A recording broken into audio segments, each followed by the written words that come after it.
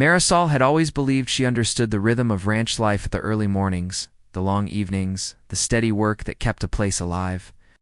But ever since her father passed away, the ranch felt heavier than ever. It seemed bigger, colder, and somehow lonelier. Every corner of the property held memories of him, his faded hat hanging beside the door, the old boots he used to wear sitting under the bench, the rocking chair on the porch where he'd sipped coffee and hummed songs from his youth.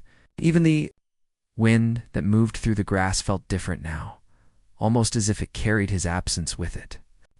She was not fragile, not easily discouraged, but life had begun pressing on her shoulders in quiet, constant ways. Some mornings she woke with hope, and other mornings she woke with worry. The animals depended on her. The house depended on her. The land depended on her. Sometimes she felt she was only one woman trying to carry the weight of a family that no longer existed. Her father used to tell her, "A ranch survives on care, not strength." She tried to believe that, but winter after winter made it harder. The past 2 winters had been especially difficult. Not dangerous or extreme, but demanding. Long stretches of cold weather meant more feed, more repairs, more costs. The barn roof needed patching, the fences needed mending, the well pump needed replacing. Every repair seemed to arrive at the wrong time, and every bill seemed larger than the last. And then there was the bank manager. A man who had never stepped in mud deeper than the heel of his polished shoes, would remind her with a polite smile that her loans were overdue. His voice was kind enough, but the meaning behind it was clear. They wanted her to sell. They always hinted it was the sensible choice, the safe choice. You could move to town, they'd suggest. You could start fresh. You're still young. You don't have to struggle like this. But they did not understand. The ranch wasn't land to hurt, it was family history. It was the place where she learned to walk, learned to ride, learned to dream. I could not imagine giving it up. Not for money, not for convenience, not for anything. Still, she was realistic enough to see the truth. She was one person handling the work of several. She had no siblings, no children, no husband, no extended family nearby. Occasionally a neighbor helped with a task or two, but no one could stay permanently. They had their own ranches and responsibilities.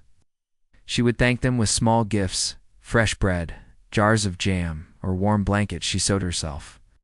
But as grateful as she was, the help was never enough to fully lighten the load.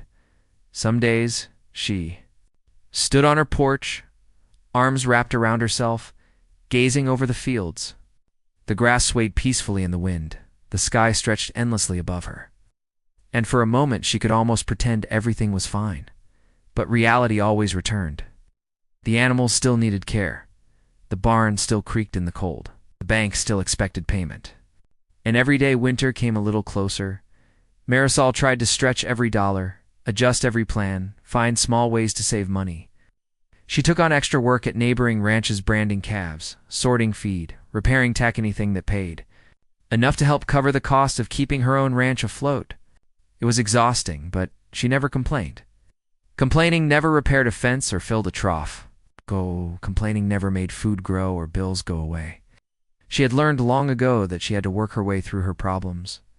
Still, there were quiet moments when she sat by the kitchen window and wondered if life was supposed to be this hard. She had known love once, years ago, before her husband passed. Back then, she had not carried everything alone. She had someone to laugh with, plan with, and share dreams with. She missed the warmth of companionship, the comfort of knowing someone else shared the burden of tomorrow. But missing something did not bring it back. She wiped her eyes whenever those thoughts came and focused on what she still had, a roof over her head, land beneath her feet, and the determination to keep going. One crisp autumn morning, when the air smelled of dry hay and sunlight filtered softly through the barn doors, Marisol saddled her horse to ride into town for supplies. She did not like spending money, but she needed feed, tools, and a few household items she could not make herself. As she rode down the dusty road, her mind wandered to the same thought. She carried every day the ranch needed more hands. She could not hire workers. She barely had enough to cover repairs. She could not ask neighbors to help more. It would be unfair. She did not know what solution she was hoping for. She only knew she wished life would send her an answer. The town was small to streets, a handful of shops, and a feed store with a wide porch where ranchers gathered to talk, share news, or simply rest. Marisol tied her horse outside and stepped inside the store. The warm smell of grain, leather, and old wood greeted her. She nodded politely at the few people she recognized, gathered her supplies, and carried them to the counter. She paid with careful calculation, counting bills twice before handing them over. The store owner, who had known her since childhood, gave her a soft look of sympathetic pity but understanding. "Winter's coming early this year," he said. "You ready for it?" "As ready as I can be," she answered simply. She didn't like talking about her struggles. It made them feel heavier. She preferred keeping her worries to herself, tucked away where no one else could see them. Outside, she loaded her supplies onto her horse. The sun was warm on her shoulders, but the breeze carried a hint of approaching cold. She felt it in her bones. It's the way she always did when the seasons changed. That was when she noticed him. A tall man stood near the corral behind the feed store, inspecting a pair of young cattle. He was not just tall, he was enormous, broad-shouldered, with the kind of quiet presence that made others step aside without realizing why. His clothes were simple, but well-worn jeans faded at the knees, boots dusted with earth, and a dark hat shading his face. She had seen him before, though never up close. People called him the giant cowboy because of his size, and because he preferred solitude so much that no one really knew his full story. He glanced her way for a moment, just long enough to nod politely, and then returned his attention to the animals. His movements were calm, almost gentle. There was something peaceful about him, steady, grounded, unhurried. He looked like someone who never raised his voice, someone who solved problems with patience rather than force. Marisol did not stare. She gathered her reins, ready to head back home. She had too much work waiting for her to linger in town. But life has a strange way of nudging people toward the paths they are meant to take. As she mounted her horse, the store owner stepped outside and called to her, "Marisol, don't forget your parcel." He left it on the counter. She thanked him and dismounted again. As she walked back toward the store, she passed near the corral where the giant cowboy stood. She did not expect him to speak. Most men that size carried a certain shyness about them, and he looked like someone who kept conversations short. But as she walked by, he glanced at her again, this time with a curious expression, as if he sensed something about her he could not explain. He did not speak to her then. It's not yet. But that quiet moment, that simple look, would become the beginning of something she could not have predicted. Something that would change the direction of her life in ways she never would have imagined. She returned home that afternoon with supplies, the memory of the cowboy's calm gaze lingering faintly in her mind. She did not know why she remembered it. She only knew she felt sanad, judged, not pitied, just seen. And as she worked through her evening chores and watched the sky turn gold, she whispered to herself, "I hope something good is coming." Little did she know life was already arranging the next steps for her. Marisol woke early the next morning, long before sunrise, the way she always did. The sky was still dark outside her window, but soft hints of light touched the horizon. She pulled on her boots, brushed her hair into a loose braid, and stepped outside. The air was cool, fresh, and filled with the faint scent of sage. Birds had not yet begun singing, and the world felt quiet. As if pausing before the day truly began, she moved through her chores with practiced motions, feeding the horses, checking the water troughs, gathering eggs from the small coop behind the barn. Routine gave her comfort. Routine made life feel steady, even when the world around her seemed uncertain. But that morning felt different. She couldn't explain why. Every so often her thoughts drifted back to the tall cowboy she'd seen in town the day before. She didn't know his name, and she didn't know why he had stayed in her mind. But something about his calmness felt familiar, even though they had never spoken beyond a polite nod. By mid-morning, she saddled her horse again. She needed to take a few cattle to a nearby trading post, where ranchers exchanged livestock before winter. It was the kind of busy day she usually didn't enjoy. Too many people, too many conversations. but she needed the extra income more than she needed comfort. The trading post sat beside a long dirt road with a wooden fence surrounding a wide pen. Wagons, horses, carts, and ranchers filled the area. Some people laughed, some argued prices, and others stood silently judging livestock with serious eyes. It was a place full of movement, noise, dust, deals. Marisol arrived quietly, guiding to young cattle behind her horse.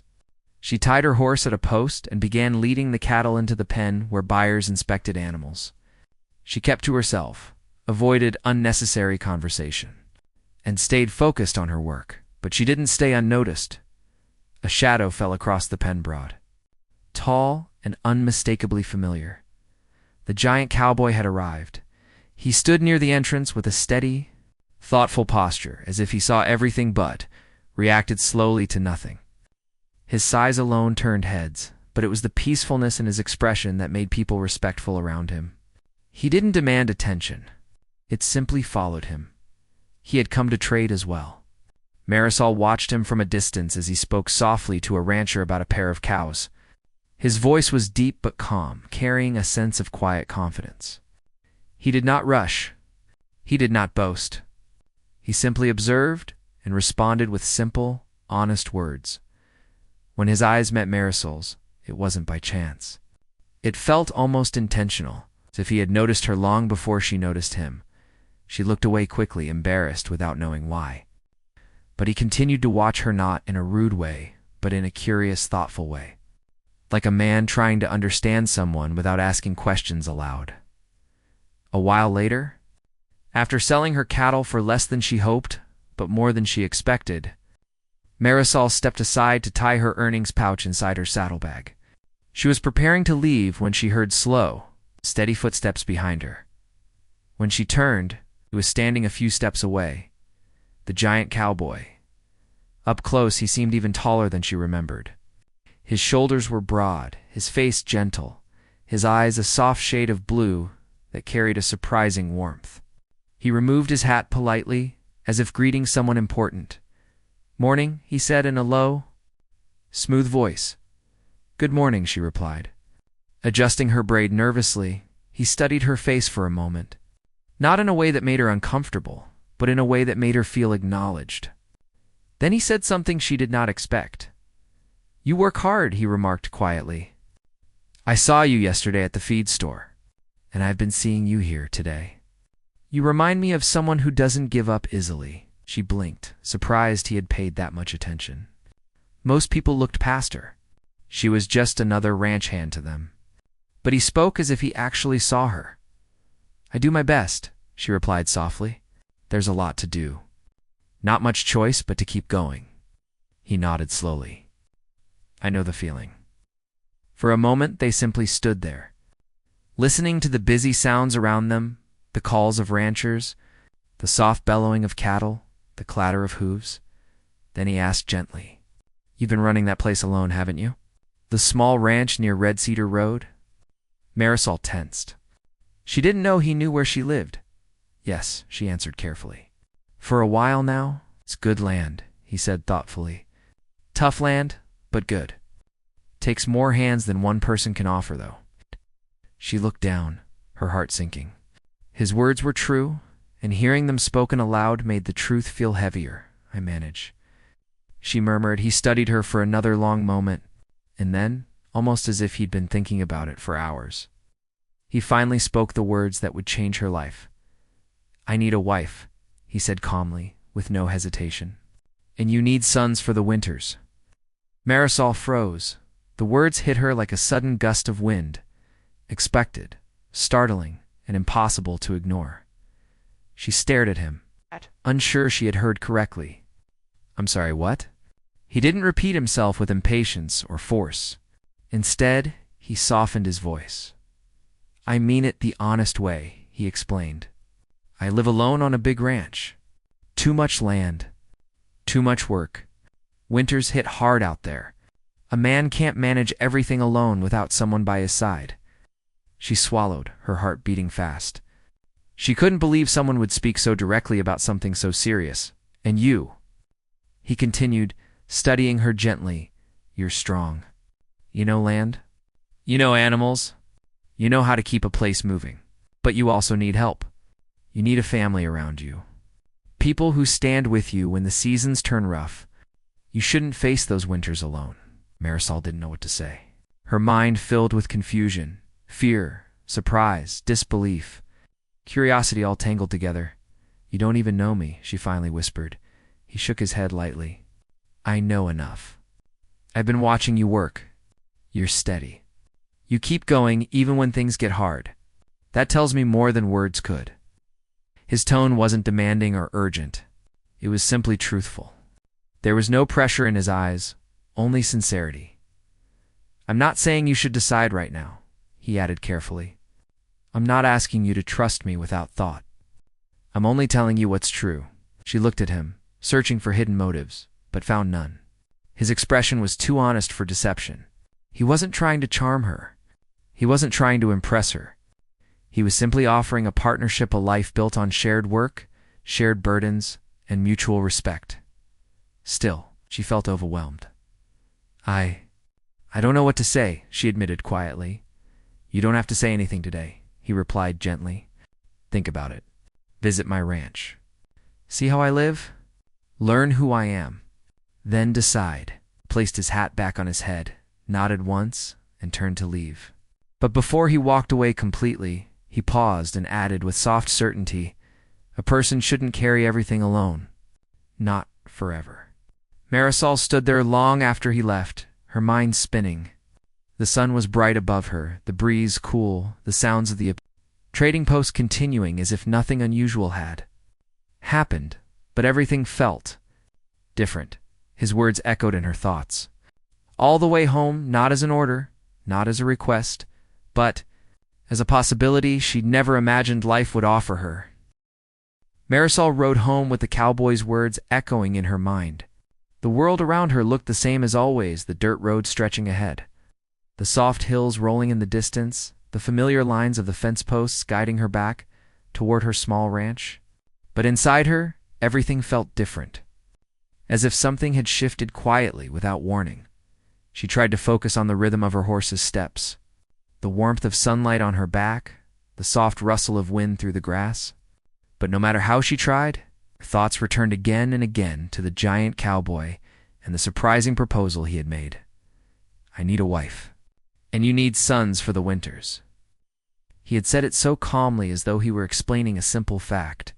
Not a romantic dream or a dramatic promise, just a practical truth, spoken gently and without pressure. By the time she reached her ranch, her stomach felt knotted with confusion.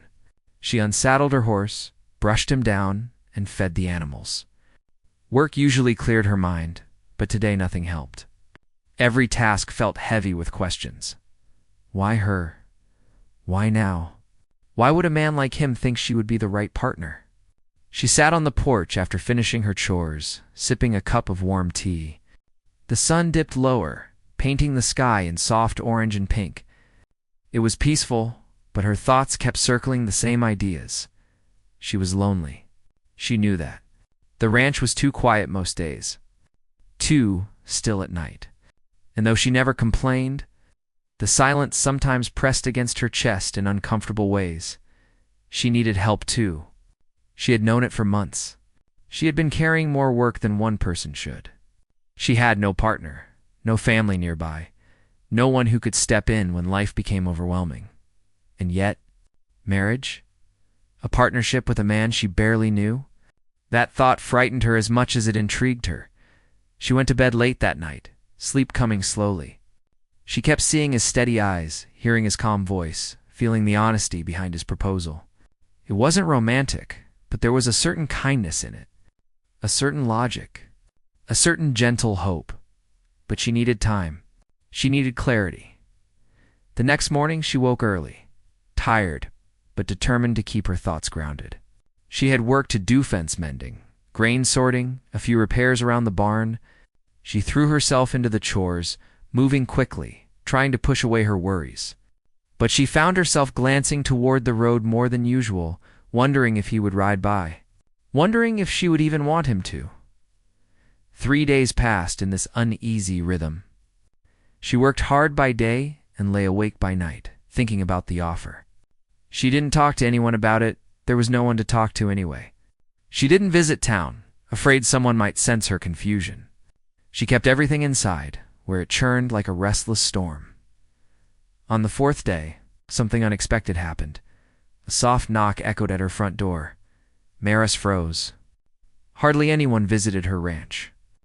Visitors usually sent a letter first, or waved from the road. No one simply walked up to her door. She wiped her hands on her apron and opened the door cautiously.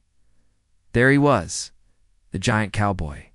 He stood tall as always, hat in hand, but his expression was gentle, almost hesitant. He wasn't smiling, but his eyes carried warmth, like someone who didn't want to disturb her, yet couldn't stay away. "Morning," he said quietly. "Good morning," she replied. Surprised by how calm her voice sounded, even though her heart beat quickly, he stepped back a little, giving her space. He was respectful in a way that eased her nerves. "I didn't mean to trouble you," he said, "but I thought I should check on you. You looked deep in thought when I saw you last. I wanted to make sure life wasn't weighing on you more than usual." His thoughtfulness touched her more than she expected. "I'm managing fine," she answered, though her tone was softer than her words. "I know you are," he said. "That's one of the reasons I spoke to you the way I did. You're capable, strong, but strong people still need someone sometimes." For a moment, she didn't know how to respond.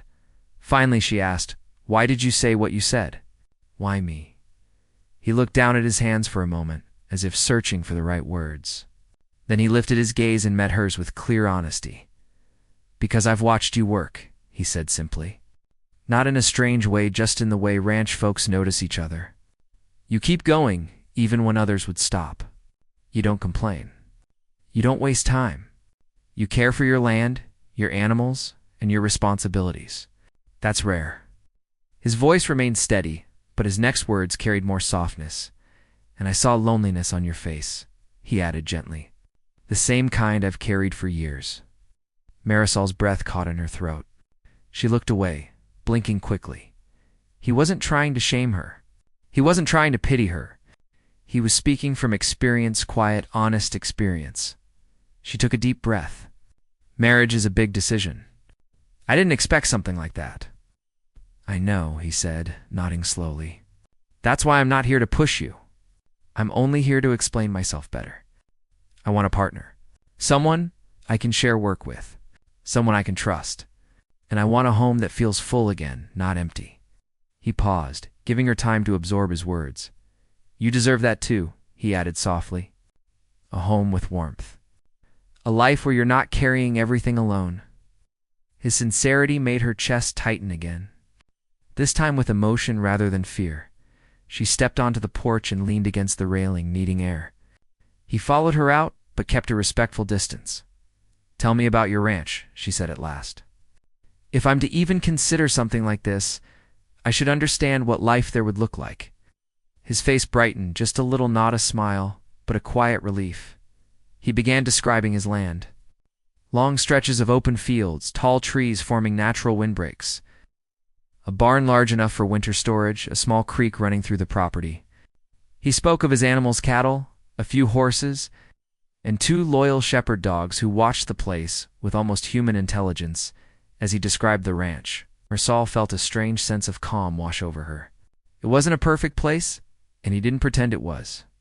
He talked honestly about challenges: frozen water lines in winter, long days during calving season, repairs that always came at the worst time. But through his words, she sensed something she hadn't felt in a long time. Stability, not luxury. Not ease, but solid, steady, dependable, stability and companionship. A shared life, shared work, shared mornings and shared evenings. A home where laughter might eventually return. "You're free to visit any time," he said. "See everything yourself. Walk the land. Talk to the dogs. Look at the house. I won't hide anything from you, and I won't rush you." His patience settled some of the trembling uncertainty in her heart. She looked at him for a long moment. "You're a kind man," she said quietly. He shrugged slightly. I just know what it feels like to be alone. And I know what it feels like to want something better. Marisol folded her arms gently, feeling the weight of her decision, but also feeling something new, small. Steady warmth of possibility blooming inside her. "I'll visit," she said finally. "Not today, but soon." His eyes softened. "That's all I hoped for." He tipped his hat politely, nodded once, and stepped off the porch. As she watched him walk away, she realized something important. For the first time in a long while, she wasn't afraid of the future. She was curious, and that small shift, subtle but powerful, marked the beginning of a bond neither of them fully understood yet, but both felt growing quietly between them. Marisol woke before the sun, just as she always did, but that morning the air felt heavier, colder, and strangely still. She wrapped her shawl around her shoulders and stepped outside. A thin layer of frost covered the ground, sparkling like tiny crystals under the first touch of light. The sky was pale and quiet, and the breeze carried a sharp chill that hinted at something more coming. Winter was knocking early. For the past weeks she had visited Wyatt's ranch several times. At first, she had only gone out of curiosity, wanting to understand the life he lived. But each time she visited, she stayed longer than she intended. She walked the land with him, helped feed the animals, brushed his horses, and even sat on his porch listening to stories he rarely shared with anyone. Their bond, slow and quiet, grew naturally like a seed that had always been waiting for the right season to bloom. Wyatt, as she learned, was a man of few words but deep kindness. He watched the weather the way some men read books. He knew every tree on his land, every path, every shift in the wind. He spoke to his animals as if they understood him, and they often seemed to. He wasn't just strong in body, he was steady in spirit, the kind of person who made others feel safe. And Marisol, she brought warmth to the place. She made his kitchen feel lived in. She fixed things he ignored for years. She laughed softly at his dry jokes. She sparked a gentle peace in his quiet life. But as their connection grew, so did the uneasiness in the air. The wisest ranchers in town whispered about early storms building in the mountains. The temperature dropped faster than usual. Animals grew restless. Birds flew lower than normal. Nature was preparing for something harsh, and soon. Everyone saw it coming. One morning, while Marisol and Wyatt checked the fences together, Wyatt paused suddenly. His gaze turned toward the distant mountains, his expression tightening just a little. "What is it?" Marisol asked, brushing dirt from her hands. "Snow clouds," he said quietly. "Big ones. They're rolling in early." She followed his gaze. Far away, the once blue sky darkened into thick, heavy gray. It looked like winter had been waiting behind the peaks, ready to spill out all at once. "How early?" she asked. "Maybe a day," he replied. "Maybe hours." He didn't sound afraid. Just calm and serious, like someone who had faced hard winters before and knew what needed to be done. "Should get everything ready?" he said. They spent the entire day preparing, bringing animals closer to the barn, checking water lines, packing extra hay, and making sure the house was stocked with food, blankets, and wood. Marisol worked beside him without needing instruction. She understood the land. She understood seasons. And she understood that this storm wasn't going to be gentle. By the time evening arrived, the temperature had dropped further. The sky had turned a solid sheet of gray, like a giant blanket covering the world. Wyatt insisted she stay at his ranch that night. "You shouldn't ride home in this," he said. "The storm will hit any time." She hesitated for only a moment. She trusted him, and her own ranch could wait one night. It would survive until morning, so she stayed. Just after midnight, the storm arrived. It came with a soft whisper, first a quiet dusting of snow, tapping gently against the windows. Then the wind rose, slow and steady at first, then stronger, swirling snow in thick white waves outside. The warm lamp in Wyatt's living room flickered, and the old wooden house creaked softly under the sudden temperature drop. Mara stood at the window, watching the world turn white. "It's beautiful," she whispered. Wyatt came to stand beside her. "It is," he agreed, But this is only the beginning. He was right. By morning, the calm beauty had transformed into something fierce. Snow piled high against the fences. The wind blew in long, howling breaths. The world beyond the porch was a blur of white and swirling frost. The storm wasn't simply passing through, it was settling in. For the next few days, they worked nonstop. They bundled themselves in layers and stepped outside every few hours to check the animals, clear paths, and break the ice forming over water troughs.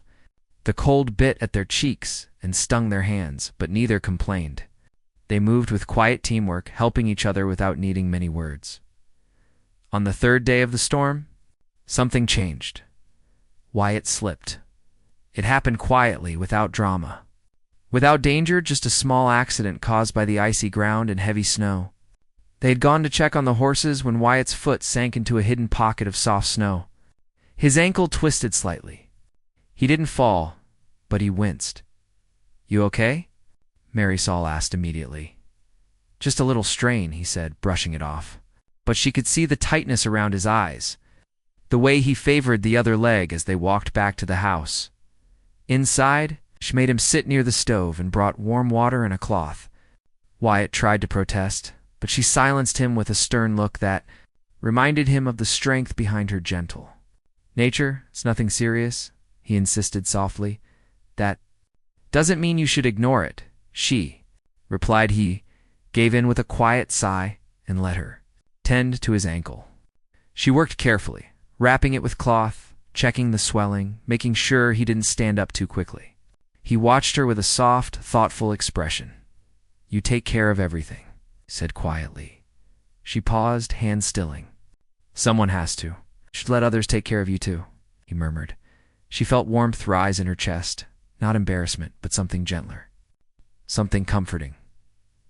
Wyatt's ankle kept him inside for the rest of the day. The pain wasn't severe, but the cold made it worse, and he didn't want to risk making it harder to walk, so Marisol took over. She put on her coat, gloves, and scarf, stepped into the storm alone, and took charge of every task Wyatt would normally handle. She broke ice, fed the animals, checked the fences, and brought in more firewood. Every time she came inside, her cheeks were red from the cold, her hair dusted with snow, her clothes damp around the edges. Wyatt watched her from the window with a mixture of pride and worry. At one point, when the wind softened for a brief hour, she spotted a small group of cattle huddled far from the barn. They needed shelter.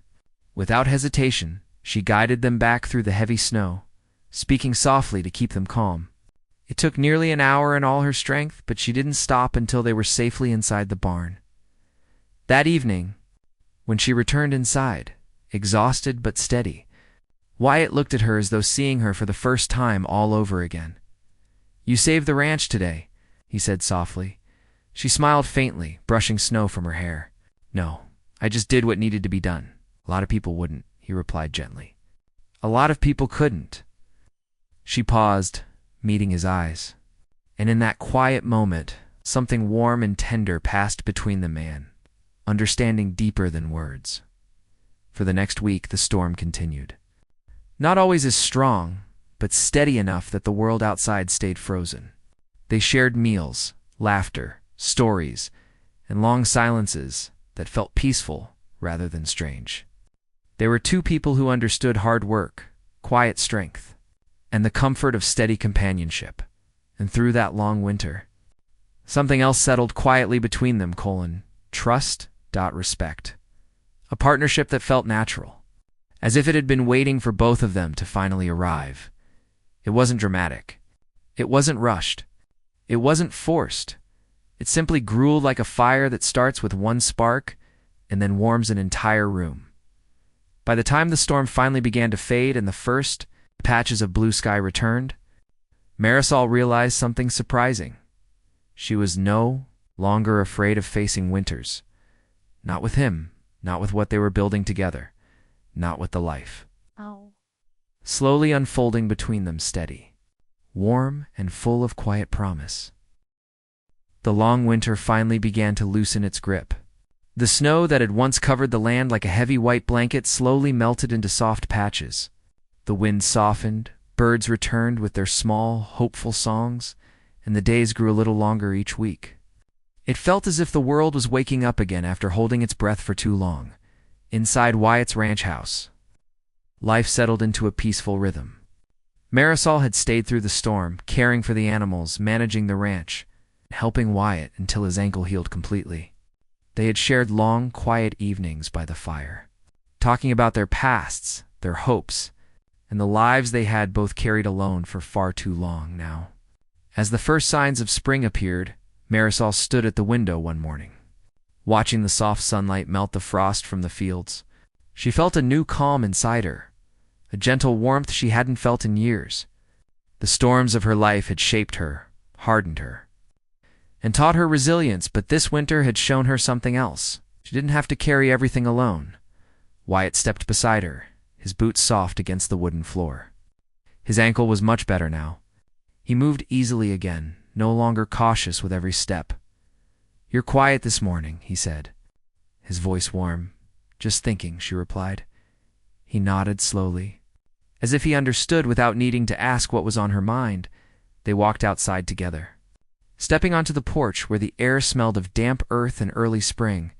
The dogs trotted around them with wagging tails, excited by the change in weather. The ranch looked different. Not as harsh, not as lonely. It felt alive. "It's going to be a good season," Wyatt said, leaning against the railing. Marisol breathed deeply. "It feels like a new beginning." He looked at her, and she saw something soft in his eyes, a mixture of gratitude, admiration, and quiet certainty. "You saved a lot this winter," he said. "The ranch, the animals, maybe even me." She shook her head gently. "You would have done the same." "Maybe," he said, "but you didn't just help. You stood beside me. You made this place feel full again." His voice wasn't emotional or dramatic, just deeply honest. The way he always spoke when something mattered. Marisol's heart warmed at his words. She had never wanted praise. She had only wanted purpose, connection, and a place where she belonged.